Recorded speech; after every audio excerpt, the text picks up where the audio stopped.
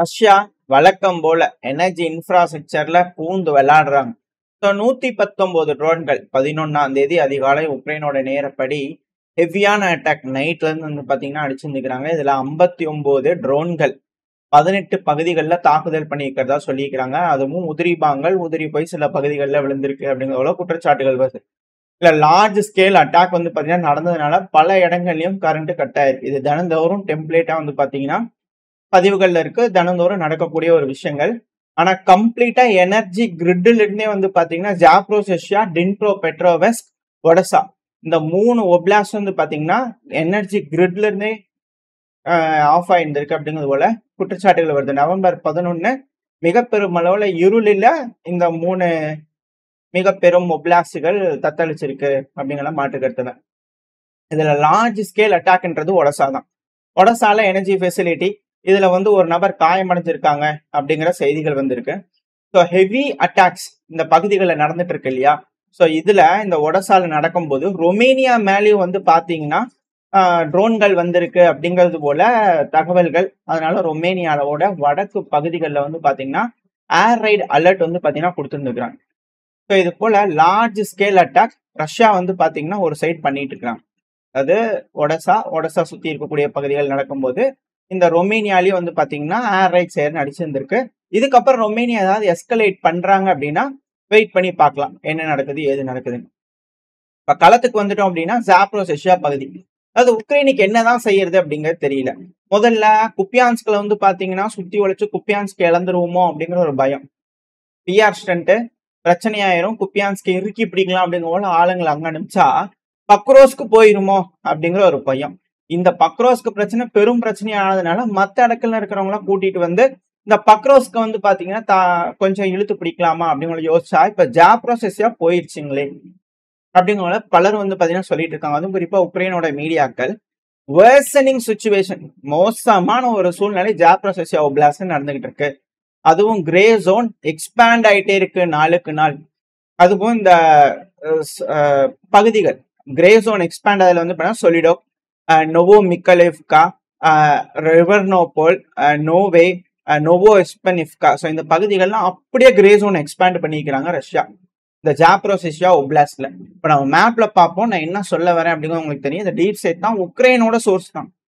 உக்ரைனோட military அனாலிசிஸ்ட், உக்ரைனோட ராணுவத்தோடையும் உக்ரைனோட government கூடயும் link இருக்கக்கூடிய ஒரு அமைப்பு தான் டீப் ஸ்டேட். ஸோ அவங்களோட மேப்லயே நம்ம என்ன சொல்றாங்க உக்ரைன் அப்படிங்கிறத பார்ப்போம்.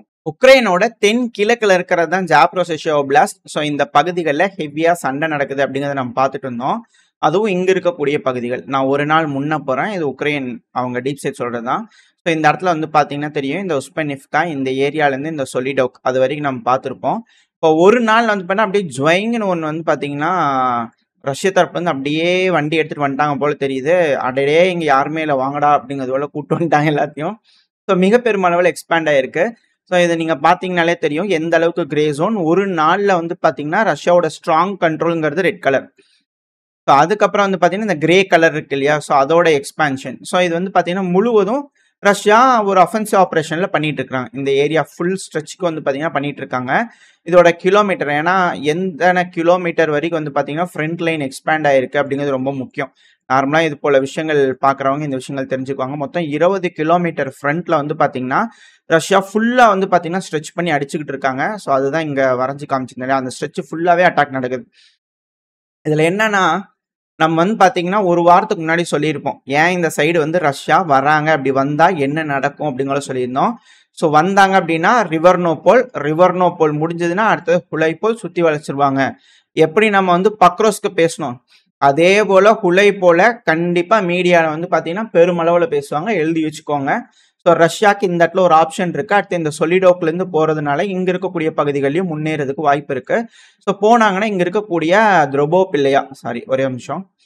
ஸோ இங்க இருக்கக்கூடிய த்ரோபோபில்லியா, ஸோ இது வந்து பாத்தீங்கன்னா கண்டிப்பா பேசுவாங்க. இந்த பகுதிகள் போகுது அப்படின்னா ஒரு மிக பெரும் அளவுல வந்து பாத்தீங்கன்னா ரஷ்யா அஃபென்சிவ் ஆபரேஷன் எடுத்திருக்காங்க. ஸோ ரிஸ்கான பகுதிகள் அப்படிங்கிறது வந்து பாத்தீங்கன்னா இங்க இருக்கக்கூடிய பகுதிகள். ஸோ ரஷ்யாவோட கட்டுப்பாட்டுக்குள்ள இந்த பகுதிகள் வரும் அப்படிங்கிற மாற்று கருத்துல. சரிங்க, ஜாப்ரோசெஷியால உக்ரைனோட வீரர்கள் கடுமையான இழப்புகளை சந்திச்சுக்கிட்டு இருக்காங்க. அவங்களுக்கு உதவிகள் வேணும், சம்பளம் கொடுக்கறதுக்கு பணம் வேணும், ஏகப்பட்ட விஷயங்கள் உதவிகள் வேணுமா இல்லையா?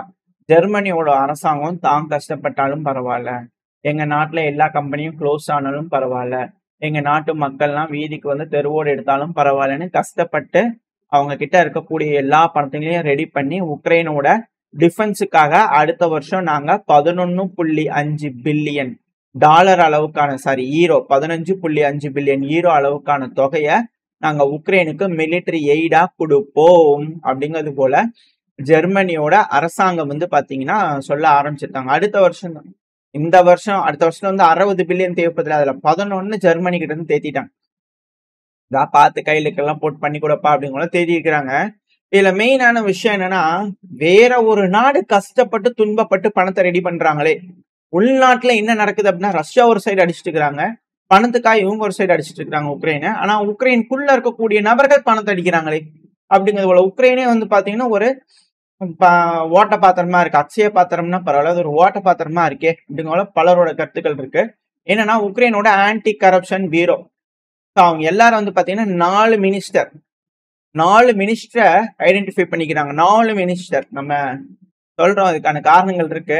முன்னாடி வந்து பாத்தீங்கன்னா ஒரு இளம் வயது பையன், அமெரிக்கால இருக்கக்கூடிய 30 வயசு நடுத்தர வயசு பையன் எந்த அளவுக்கு கனா கண்டான் அப்படிங்கறத பார்த்தோம். அதுக்கு அடுத்தது ஒரு ஊழலை பார்த்தோம். இப்ப புது ஊழல், ஒரு 4 மினிஸ்டர் வந்து பாத்தீங்கன்னா இந்த ஊழல் வலைக்குள்ள வந்திருக்கிறாங்க. அதாவது நியூக்ளியர் எனர்ஜி, இந்த அணு உலை, எனர்கோ ஆட்டம் அப்படிங்கிறது வந்து பாத்தீங்கன்னா உக்ரைனோட ஓன் பண்ணியிருக்கக்கூடிய அணு உலைகள் ஒரு கம்பெனி. நம்ம எப்படி ஆவின் பாலுங்கிறோம், அது போல நான் உதாரணத்துக்கு சொல்றேன், அரசாங்கத்தோடு தான் சொல்ல வரேன். ஸோ எனர்கோ ஆட்டம் அப்படின்னு ஒரு கம்பெனி இருக்கு, அது இந்த அணு உலை இது சம்பந்தமான விஷயங்கள் வச்சுங்க, எனர்ஜி பண்றதுக்கான விஷயங்கள். என்னன்னா அந்த பீரோ ஆன்டி கரப்ஷன் பீரோ வந்து பண்ணா நான் எல்லாம் சொல்ல முடியாதுங்க, அதிகமா சொல்ல முடியாது.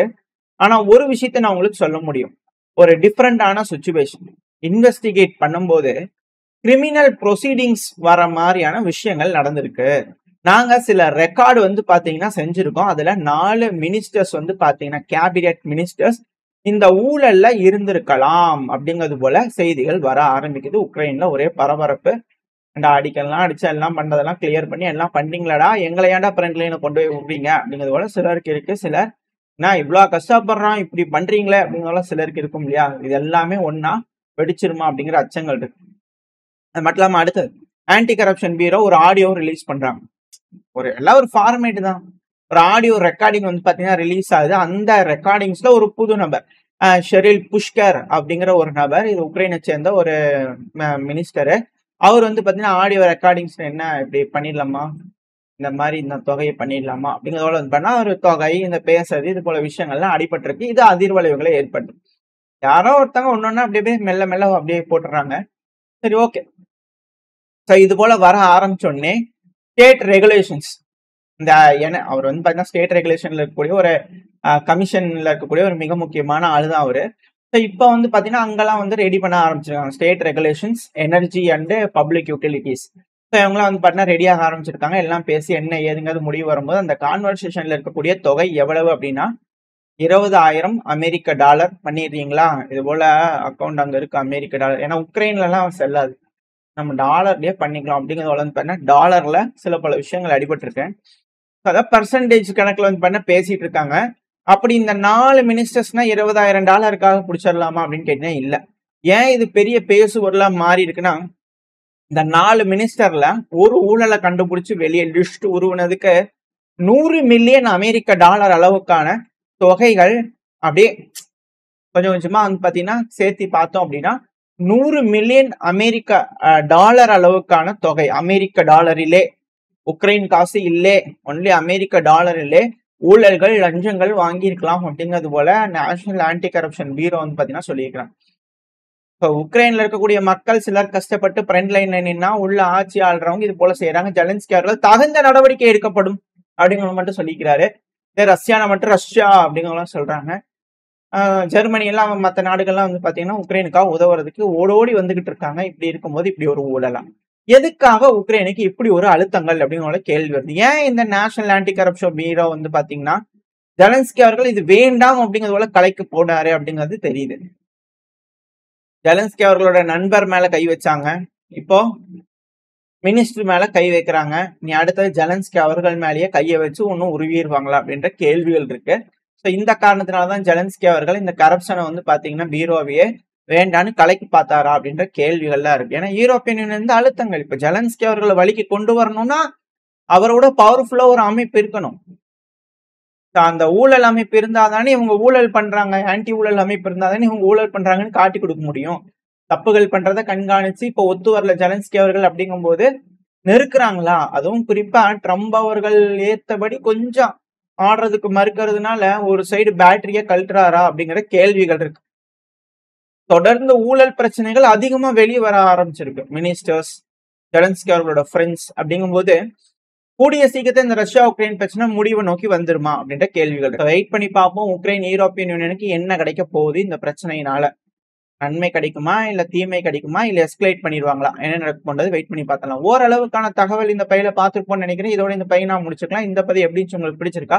பிடிச்சுன்னா லைக் பண்ணிட்டு உங்க ஃப்ரெண்ட்ஸ் நம்மளோட ஷேர் பண்ணிக்கோங்க. அது கூட மறக்காம நம்ம சேனல் இன்னும் சப்ஸ்கிரைப் பண்ணலாம், மறக்காம சப்ஸ்கிரைப் பண்ணிக்கோங்க. இந்த பதிவு நல்லா இருக்கும்னு நம்பிக்கை. அடுத்த பேர் உங்க சந்திக்கிறா. Very stay safe. பை.